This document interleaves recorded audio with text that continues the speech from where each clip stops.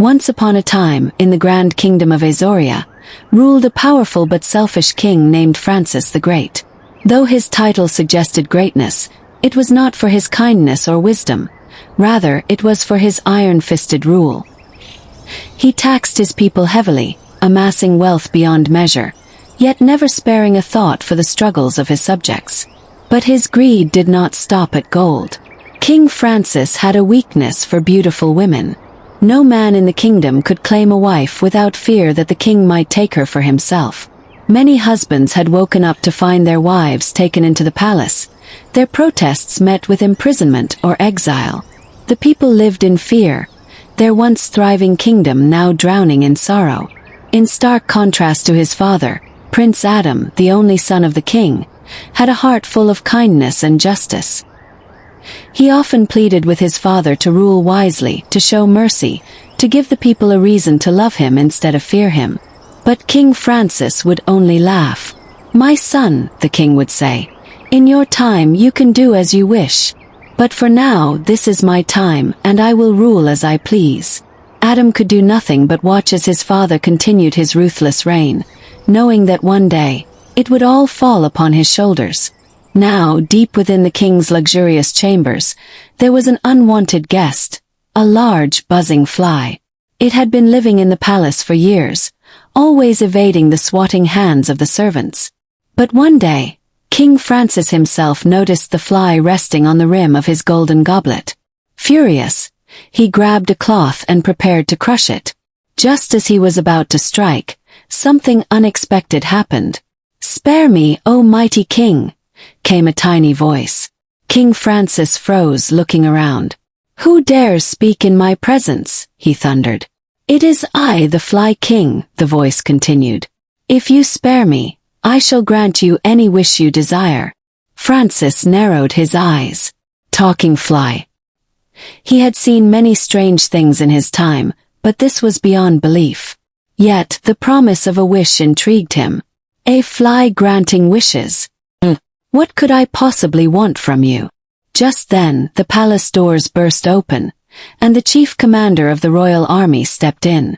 "Your Highness," he said urgently, "the rebels are stirring once again. They are planning to strike. Their leader is cunning, and we have yet to uncover his identity. If we can capture him, the rebellion will fall."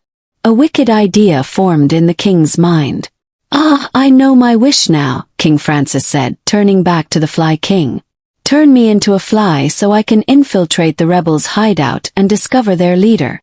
With a flick of his tiny wings, the Fly King granted the wish. In an instant, the powerful ruler shrank, his form twisting until he had tiny wings and 6 spindly legs. King Francis was now a fly himself. He zoomed out of the palace and into the night, following the whispers of the rebellion. For the first time, he saw the kingdom from a new perspective, not as a ruler, but as an unnoticed creature moving through the cracks of his own world. He slipped through windows and eavesdropped on secret meetings, until at last, he discovered the rebel leader's true identity. Triumphantly, he returned to the palace, where the Fly King turned him back into a man. With this new knowledge, the king sent his guards to capture the leader, crushing the rebellion before it could truly begin. King Francis was thrilled. "What a gift you have given me, Fly King," he declared. "Now I shall have another." In a distant kingdom, there lived a princess of extraordinary beauty. She was admired by all, but she had one condition for any suitor who wished to marry her. "You must tell me my true name," she would say, "or you will be turned away." No one knew her real name, and many princes and kings had failed in their attempts to guess it.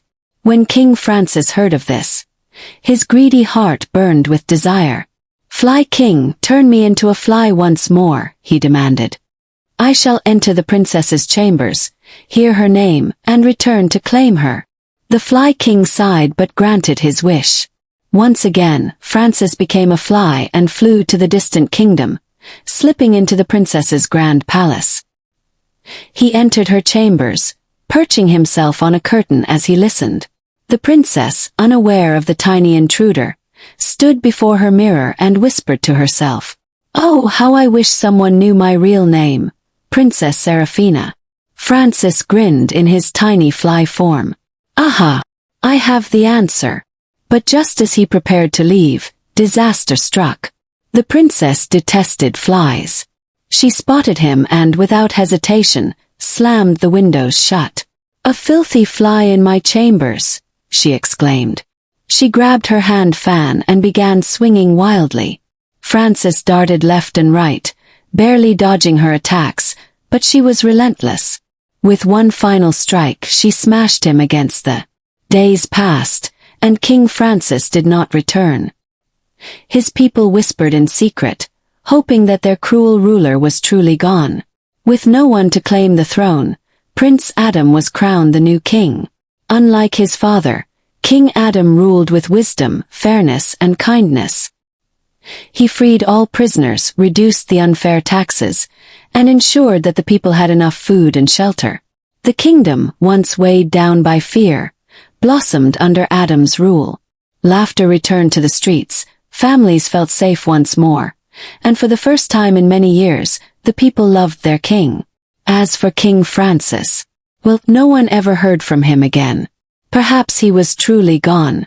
Or perhaps, somewhere in that distant kingdom, a tiny fly still buzzed around, regretting his greedy ways.